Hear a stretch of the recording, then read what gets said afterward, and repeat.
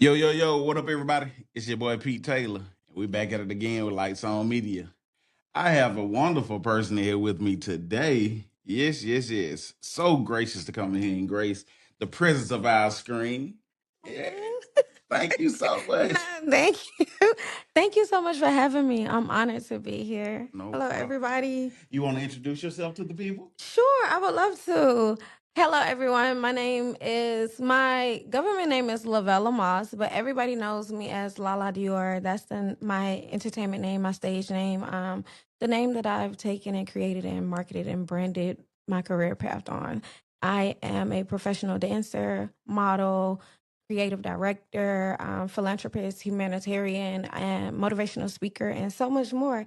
And I'm just so honored to be here and be on your podcast. Oh, man, we Thank so you for glad to having have me. you. We so glad to have you.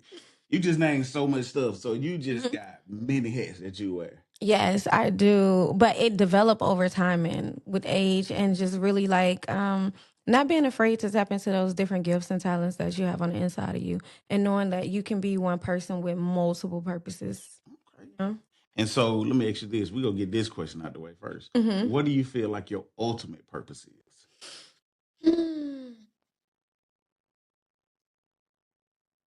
Being completely honest, I always felt like my purpose on this earth is to inspire people. Everything that I do, it always leads back to being an inspiration to people.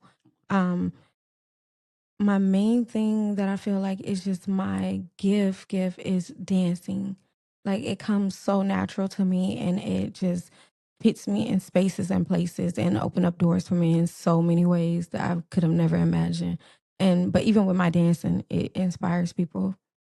Oh yes. And we gonna definitely get to the dance career Mhm. momentarily. Momentarily. Momentarily. Let's let's talk about the rose that grew from concrete. Yes. The rose that grew from concrete. Yes. That's intense. So you grew up in Loveman Village. Yes, I'm from Loveman Village Projects. I was born in Detroit, Michigan. My mom moved me here with her when I was like 5, 6, probably like 7. And from that age on up, like literally, it was slums for me. My mom is a recovering addict, so you already know what kind of comes with that. Yeah. So it's just that we started in, I think, like Smithfield, Yeah. shot houses, and then we moved to Loveman Village, and I grew up in the projects like my entire life, like from that young age all the way up until I was like 18, 19. Like the first time I moved out the projects was when I moved into my first dorm room at Miles College. So, Okay. yeah. So, how did your childhood environment in Birmingham shape the resilience we see in your movement today? Oh, it shaped it a lot. It built the humility that people see now. It built the mindset and the integrity and the morals that I have now. Growing up in the projects is very tough, especially the ones that I grew up in. It's very, you're going to say a lot before your time or before your age. And that's just of the simple fact of growing up in the environment itself. Like you can't say, oh, if I walk out my back door, I won't see a drive-by or I won't see uh night walker or I won't see somebody on drugs or I won't see a child less fortunate. That's just the environment in which it was. So when you send that at such a young age and you're also living in it within yourself, within your own story, it just draws you to a place to where you're either gonna be like, I'm gonna be a product of my environment or I don't want this for me and I want better. So it definitely shaped me and molded me and motivated me to just want more out of life. Okay, okay. You've said in past interviews that you didn't see anyone chasing dreams when you grew up.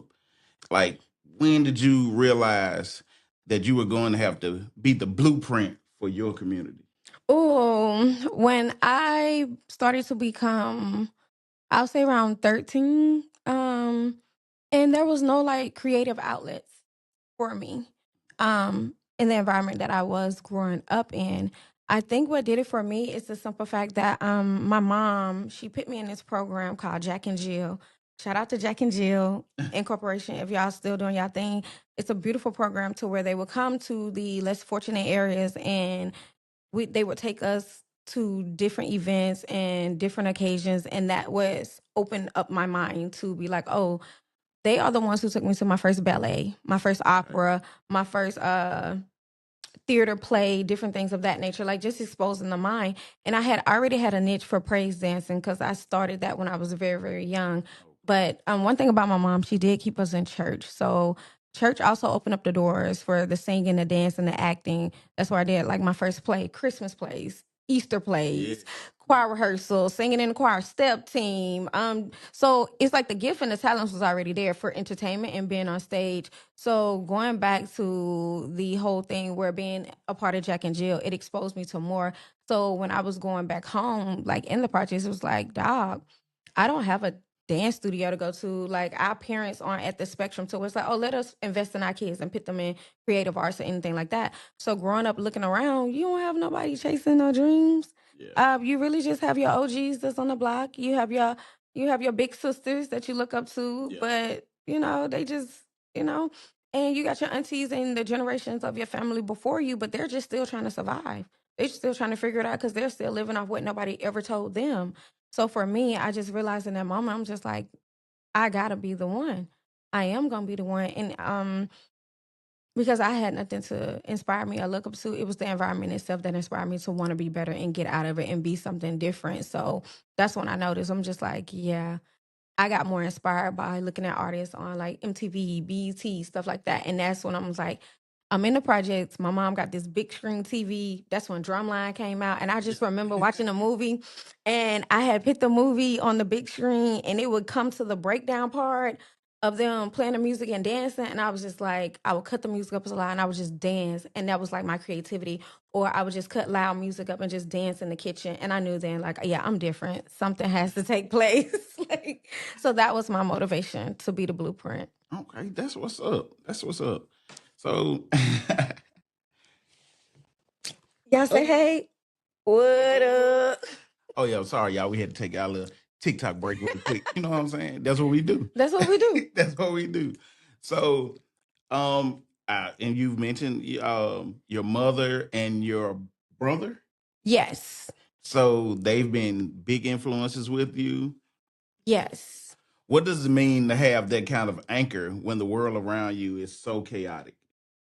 Oh, it means a lot. And the reason why it means so much to me is because one, my mom is like the superhero I never knew I needed or like inspired to be. And I never knew my father. Like I don't know who my biological father is, never knew my father.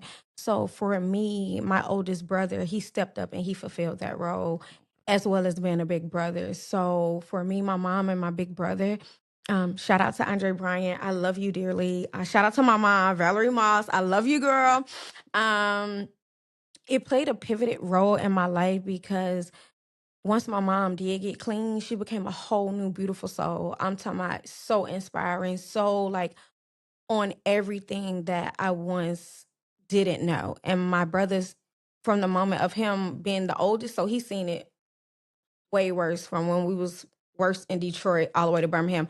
So just for him to step up at such a young age and be that motivation and that stronghold to help keep the family together and keep me inspired, it was like very heartwarming and touching. Like the investments that they made throughout my career and my being, I pray God puts me in a position so where I could always like pay them back. Like the sacrifices of love, blood, sweat, and tears. Like it's never a double question.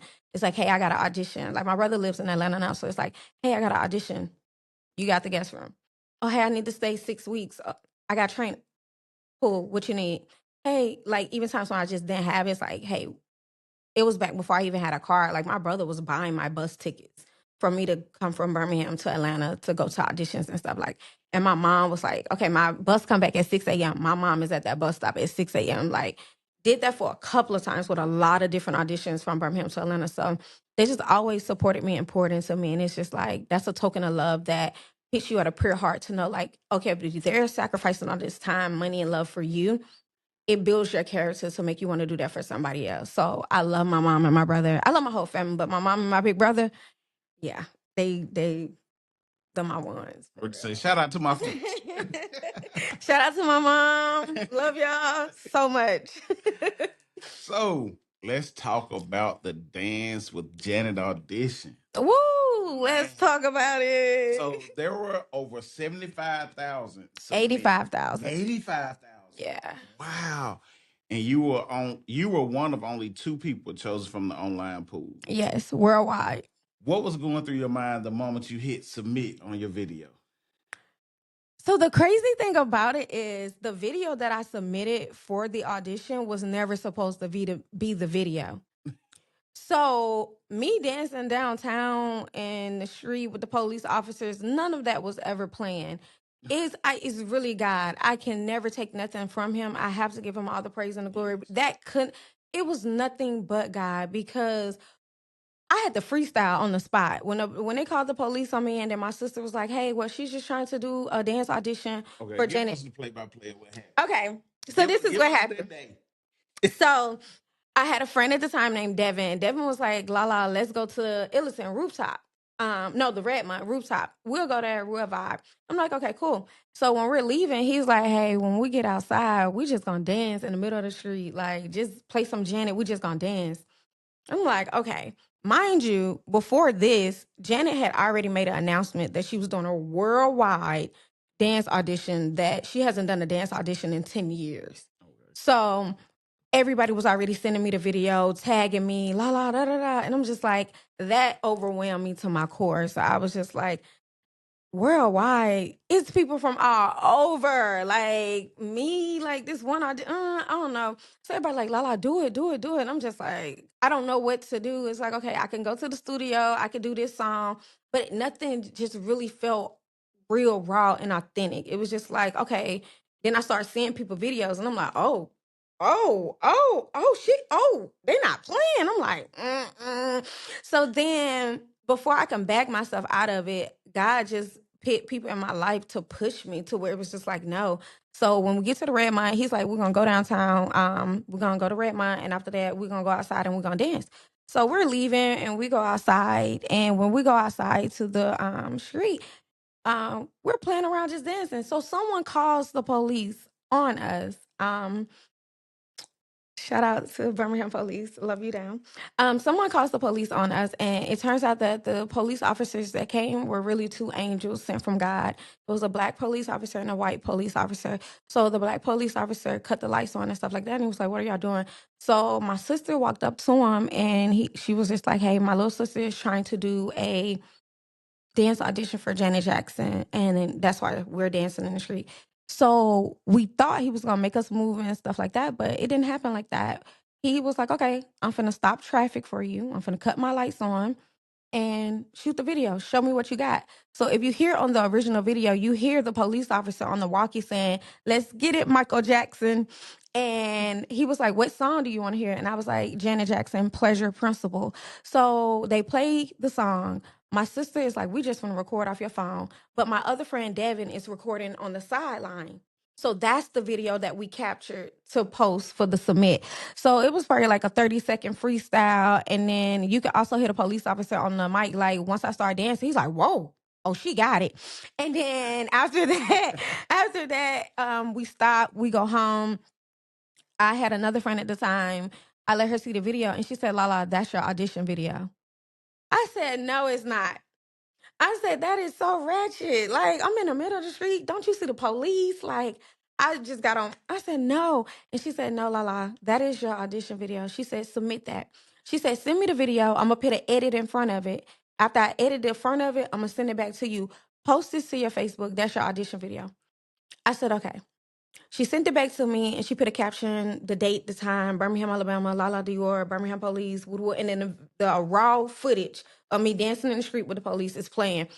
I submitted the video to Facebook. I remember it like it was yesterday. I submitted the video to Facebook, and literally I laid down to take a nap. An hour or 2 hours later, when I woke up, my phone was hot. I had WBRC in my DM, Fox 6 News in my DM, 42. Every news outlet, every person in America was in my DM wanting to do an interview. The story in the video had went viral. Now, mind you, when I uploaded the video, I broke everything down in the caption. I said, me dancing in the street, police officers, what are you doing? I broke everything down. Yeah. So when they read that and they saw the video, it just went crazy. And the hype and viral started in that moment. Yeah. So when people saw the video, life was never normal again. Like, even leading up to everybody standing on pins and needles, like, oh my God, did Janet reach out to her? Did her video make it to Janet? Did Janet reach you? So the whole thing with the whole city, we're all in this bubble right now. Yeah. This audition video has went viral worldwide, literally, to where it even brought light on police officers, because it was at a moment where, citizens was at odds with the police. But that showed that police are really, really good people and everybody's not bad. So it really just the video took it in a whole new direction, like, for everyone. It was inspiring. It made people cry. And then just to see a girl from where I'm from, like, really grinding so hard to, like, shoot a video in the middle of the street just to get an audition to Janet, it just touched people hard. So that was the gist of that video, and it went viral, and it did reach the front desk of Janet Jackson people. She was inspired. She thought it was so magnificent. So after that happened, what was the next move after that?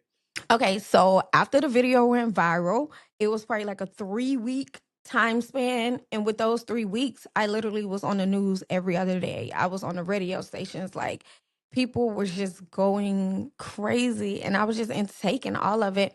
And then within those 3 weeks, I get a private DM from Janet Jackson, senior VP. And he says, "Hi, you are the finalist for the Dance with Janet Jackson competition. We need you in LA by tomorrow for your first rehearsal.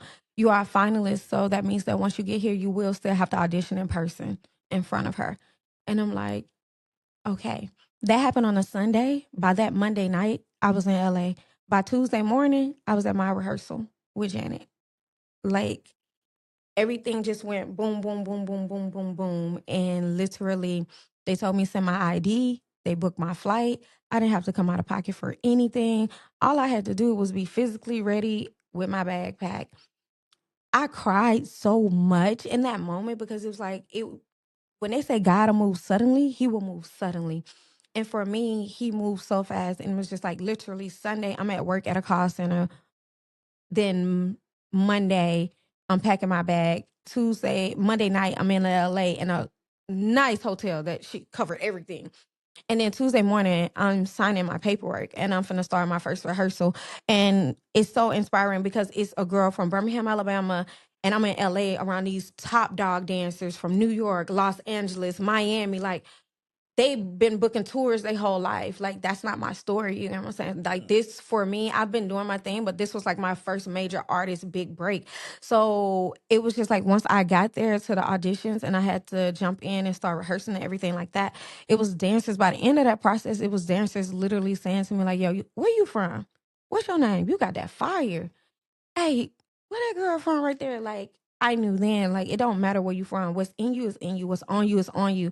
And they saw it too. So it was even in the rehearsals and the auditions, it was like very intense, to where even getting closer to the show, I didn't know if I was going to be one of her dancers for the show. I'm still in a 3-day, 4-day audition process.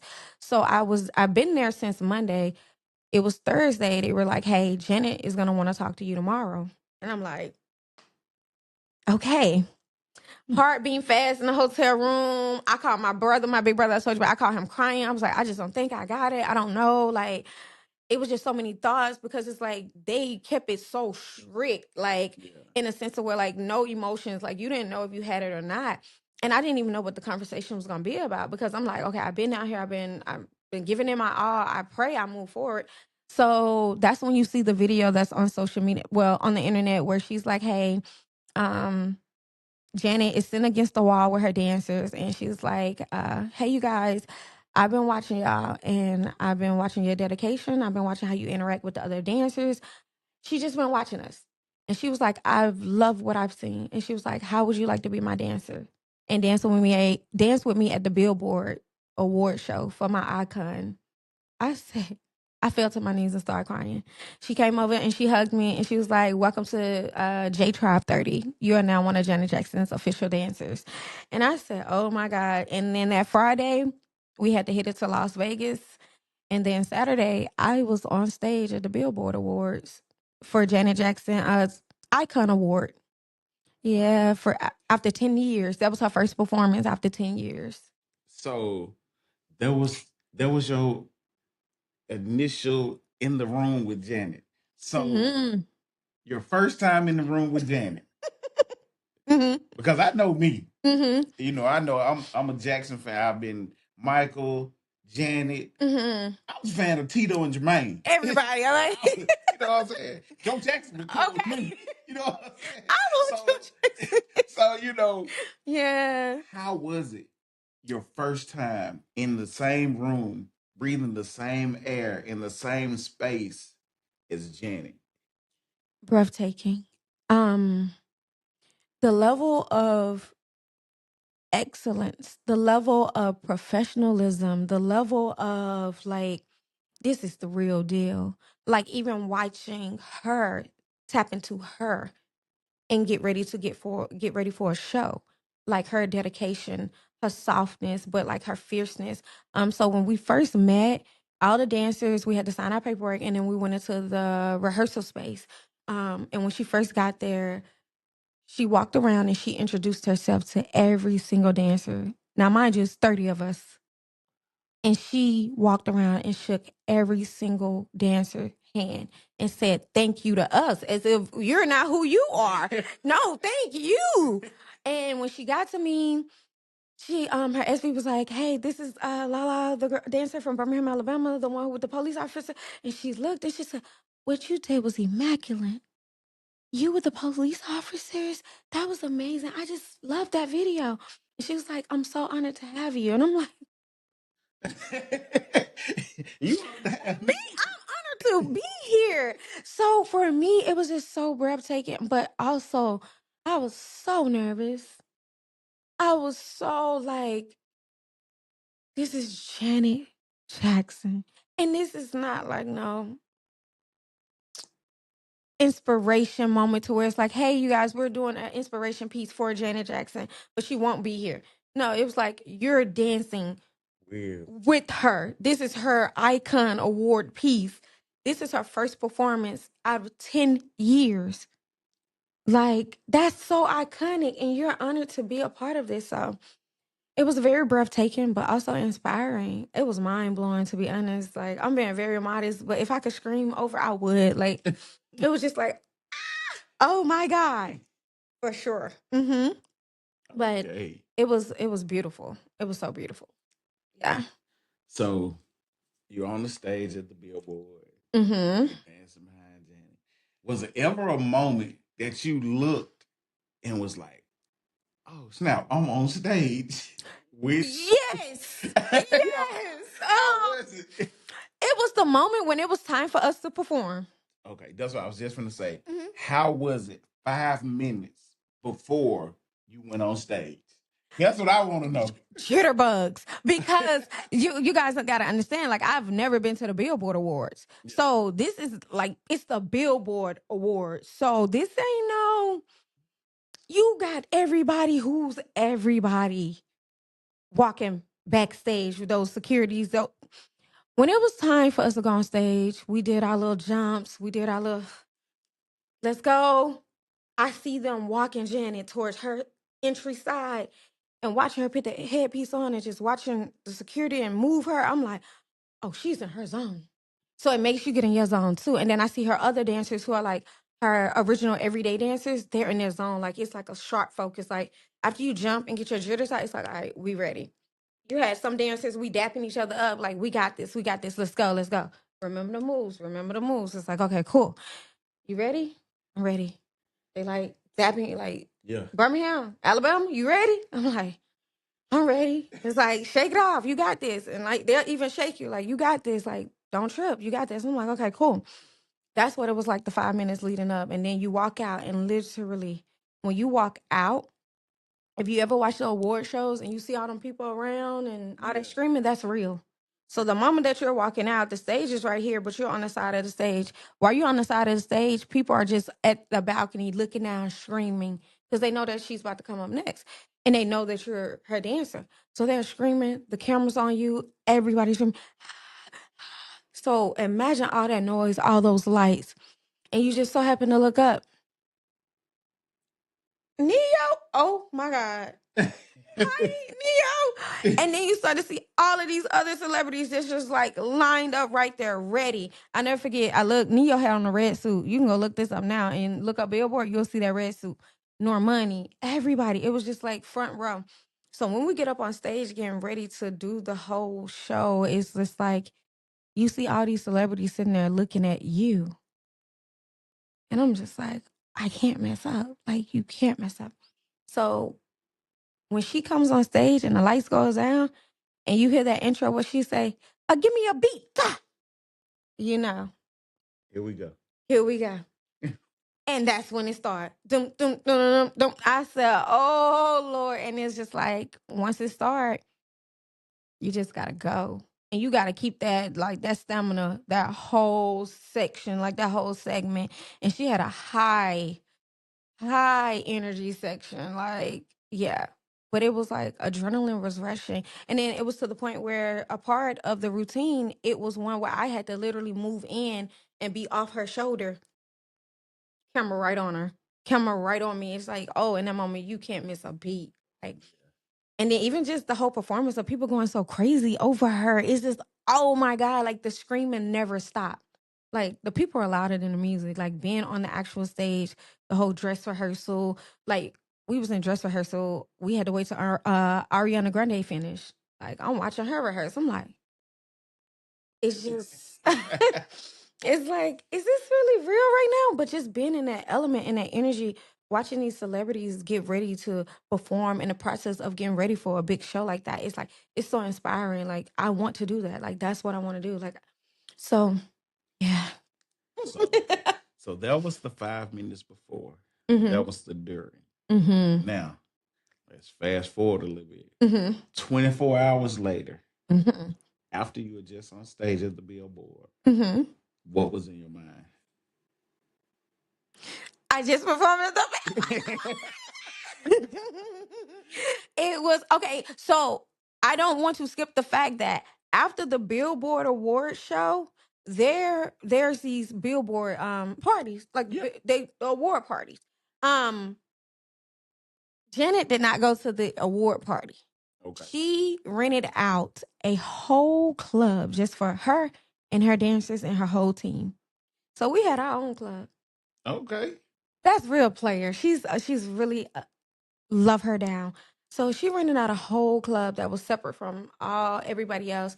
And we went there and we had a ball. We danced. We had a great time. We ate good. It was amazing. And then after that, the blessing and favor that was on me, I can never take for granted because even after that, the other dancers had to get on the bus and they was gonna head back to LA. As one of the finalists and the winner of the competition online, we got to stay a whole nother day. And mind you, the other dancers, they had to share rooms. I had my own room to myself. That was a part of my prize for winning. Yeah. So it's like I'm in Vegas, just performed at the Billboard Awards, just had my first after party with the Janet Jackson. Then on top of that, I get to go back and relax in a 5-star top-notch hotel that's inside the Vegas casino. I get to relax by myself, take it all in. And then the next day when it's time for me to leave, black car service. Black car service. Okay. This is Janet Jackson spoiling me, black car service. Like, what are we talking about? Not only that, black car service comes picks you up from the room. They let you out at the airport. You're not touching no door handles.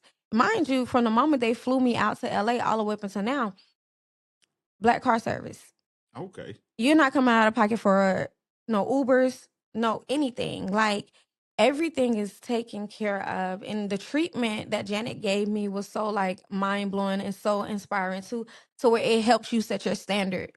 So when I did come back to the city, I wasn't even I came back to the city, but when I did come back to the city, it elevated my mindset to a whole nother space to where it's just like, no, I'm not settling for nothing else less than. You get what I'm saying? Because if Janet Jackson can fly me out and I audition 4 days in front of her and she feels that I'm worthy and I have the dance moves, the skill, the professionalism, the being, and other dancers who don't even know me from all across the world, they're like, yo, that girl got that fire.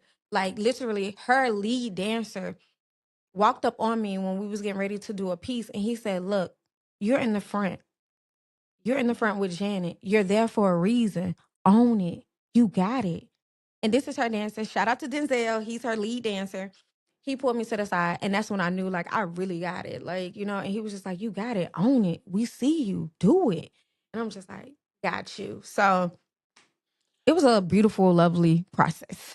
So, with you being in the space with dancers that have been formally trained to all these different schools, all these different places, hmm and you're raw, Yeah, raw talent. just raw. hmm What can you say that you picked up from them, and what can you say they picked up from you?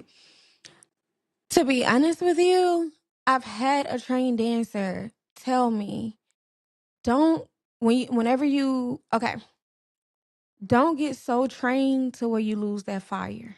Gotcha. And her name is Naisa. Shout out to Naisa. Um, She told me that because before I did the whole Janet Jackson thing, I wasn't a trained dancer. It was just raw, pure talent. I was a part of a hip hop dance group called Alumni. So I guess you can call it like hip hop training. But even with that, like it's still like that creativity, that energy that you have.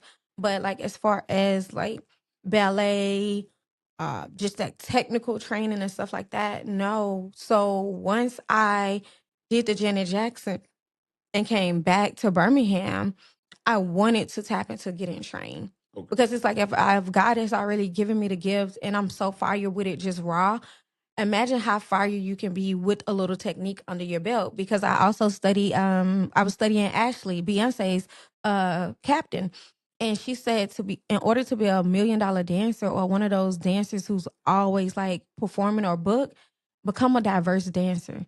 So I learned then like, okay, hip hop heels, contemporary, liturgical, jazz, West African, every genre of dance, you need to have some type of training in it. Or I could naturally look at something and I could pick it up, but I would need to learn the terminology. You know what I'm saying? So I started looking at it as a business instead of it just being raw talent. I'm like, okay, how can I make my raw talent so professional to where I'm unstoppable, I'm untouchable? So after the Janet, I auditioned for Anthony Burrell. Um, if y'all don't know who Anthony Burrell is, he's like the guru choreographer of like the dance company. He's trained Rihanna, he's trained Beyonce. He was Mariah Carey's lead dancer and artist developer. So he's like really that guy. Alvin Ailey, like he's one of them. So he came to Atlanta to open up a dance studio. And I went down and I auditioned for that. And I remember at the audition, I told him, "Hey, I don't um I don't know how to do ballet. I'm not like trained." And he looked at me, he said, "Don't you ever tell me what it is that you can't do." He said, "You fake it till you make it. I didn't ask you what you could do."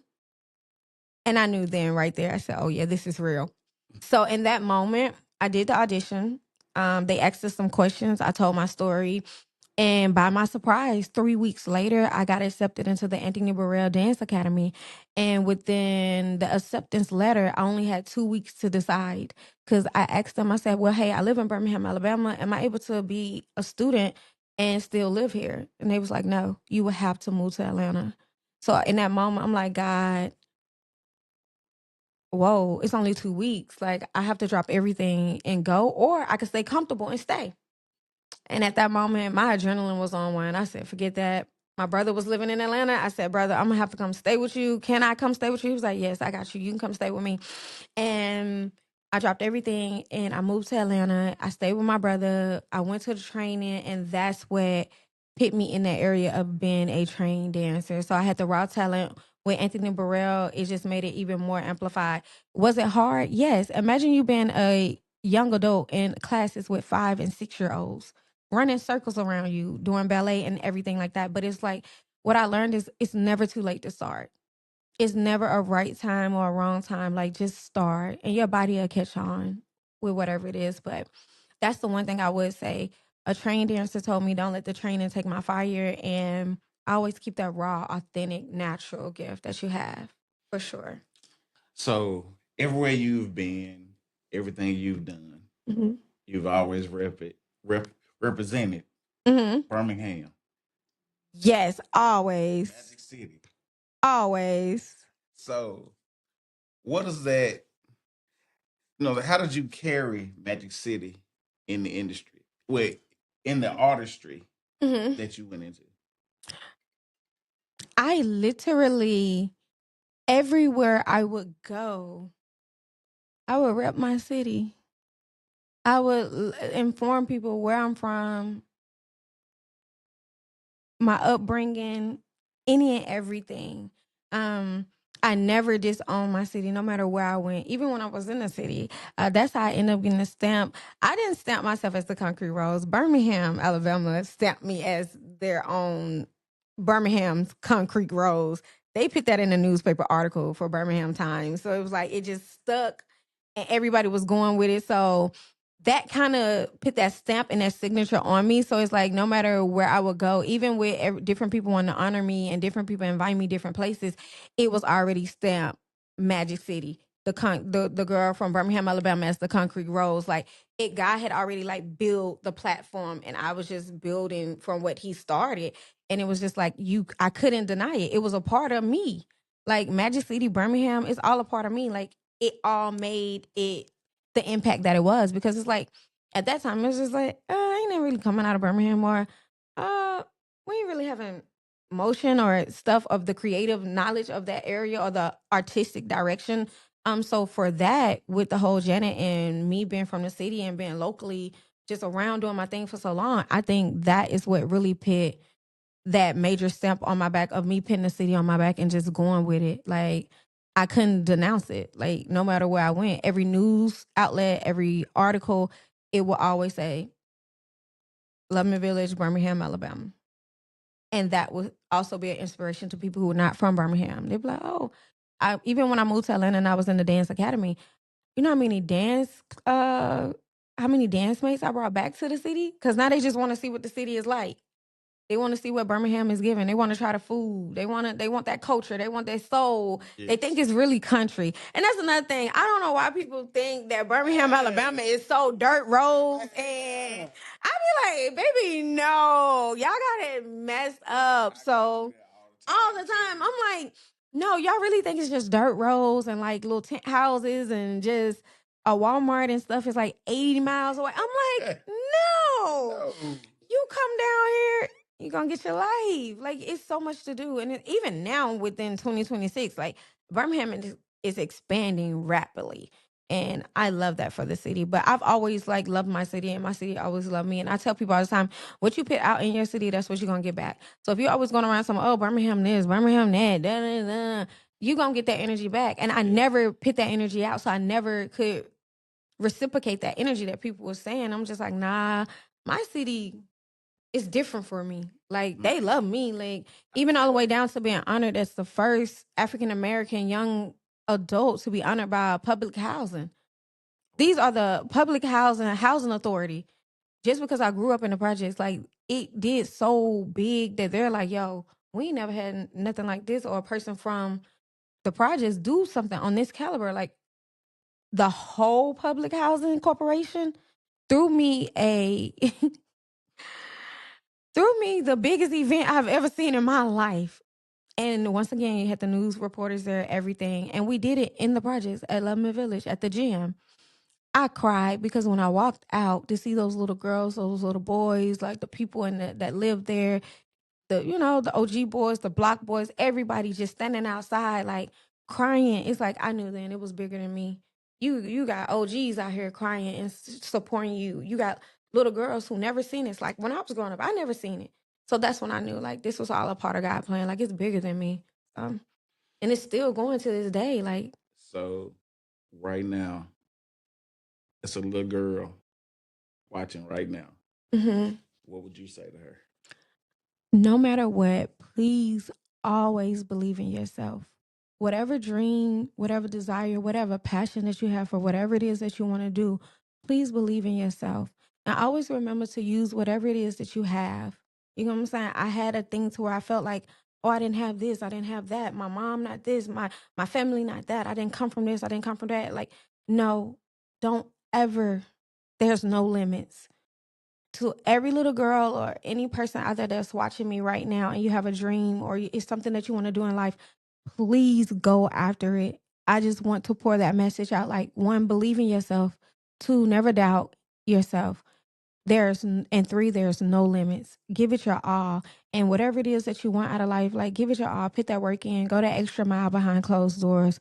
And whatever you sow, you're going to reap, but just believe. Like, and I mean, a faith, a believing in yourself is if you already know that you're already there without you being there.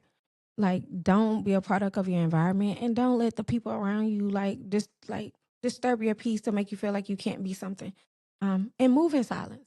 That's low key. When you start like getting into that zone, don't announce a lot of stuff. Like, really just become one with God and let him move you in the direction that he's trying to take you. But my overall advice to anybody looking at me, especially a young Black girl who is coming up in the situations that I was coming up in, I know it seems very disturbing, or like it's no way out, but there is.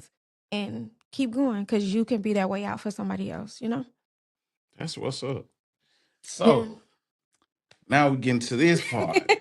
Look, so this is an entertainment Mm-hmm. comedy style Mm-hmm. platform that I have. Love it. Mm-hmm. So Yes. now we get into the fun rapid questions that I do. Okay. Okay? Okay. Let's Ready? go. I'm ready. Okay. Favorite comedy sitcom? Favorite comedies, Martin. What are we talking about? Okay. Martin all Yeah. day. What? Okay. Iconic, always. Yeah. Yes. Okay. Let's see. Favorite artist just to listen and chill to? Ooh, we talking old school now. It don't matter. Whatever. Favorite artist just to chill and listen to. Currently, I would definitely have to say, depending on if I'm in my R&B bag, Mm-hmm. Seventh Grader for sure. Okay. She has a lot of great R&B tracks. What's her name? I ain't gonna lie, I like a little Brent Fayez. He really has some smooth hits. If I'm more in an upbeat pop type of thing going, Beyonce for sure. Okay. Yeah. Okay. Yeah. If you were gonna make a dance routine Mm-hmm. about your life, Mm-hmm. what song would you put it to? If I was about my life, what song would I put? I would put it to Pastor Mike Jr. song It's Gonna Be Big, or Pastor Mike Jr. song He Did the Impossible. Okay. PMJ. Yes, for sure. Those that definitely would be, or